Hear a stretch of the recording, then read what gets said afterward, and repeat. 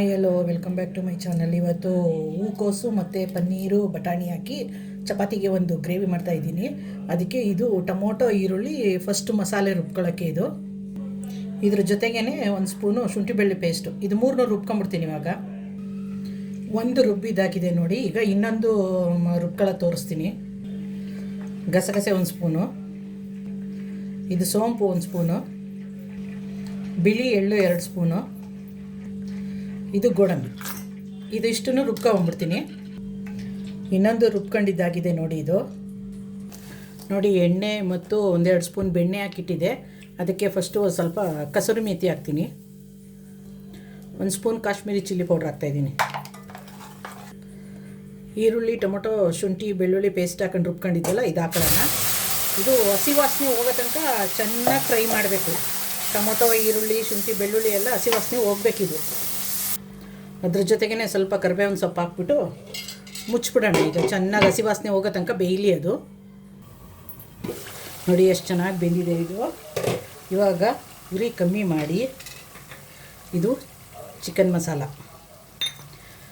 ಇದು kitchen king masala, ಇದು jeera powder, ಇದಿಷ್ಟು ಸ್ವಲ್ಪ 1-2 ನಿಮಿಷ ಫ್ರೈ ಮಾಡ್ಕೊಂಬಿಡೋಣ. ಈಗ ಬಟಾಣಿ ಹಾಕ್ತೀನಿ ಮತ್ತು ಪನ್ನೀರ್.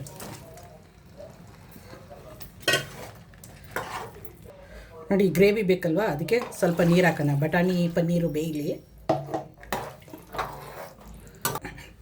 ಮುಚ್ಚಿಬಿಡೋಣ, ಬೇಯಲಿ ಇದು ಚೆನ್ನಾಗಿ. ನೋಡಿ ಚೆನ್ನಾಗಿ ಕುದೀತಾ ಇದೆ ಇದು. ಇವಾಗ ಗೋಡಂಬಿ ಇದೆಲ್ಲ ಪೇಸ್ಟ್ ಮಾಡ್ಕೊಂಡಿದ್ವಲ್ಲ, ಇದು ಹಾಕೋಣ. ಮತ್ತು ಇದು ಕ್ರೀಮ್.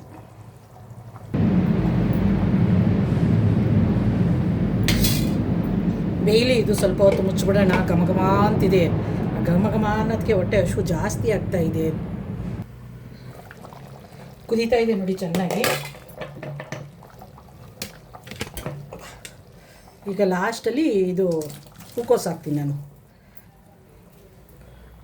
ಜೊತೆಲೇ ಉಪ್ಪು ಹಾಕ್ತಿದ್ದೀನಿ. ಈಗ ಲಾಸ್ಟಲ್ಲಿ ಕೊನೆಯಲ್ಲಿ ಹಾಕೋದ್ರಿಂದ ಕಾಲಿಫ್ಲವರು ಕಲಿಸ್ಕೊಳ್ಳಲ್ಲ ಅಂತ ಲಾಸ್ಟಲ್ಲಿ ಹಾಕೋದು. ಉಪ್ಪು ಹಾಕಿದ್ದೀನಿ, ತಿರುಗ್ತೀನಿ ಅದನ್ನು.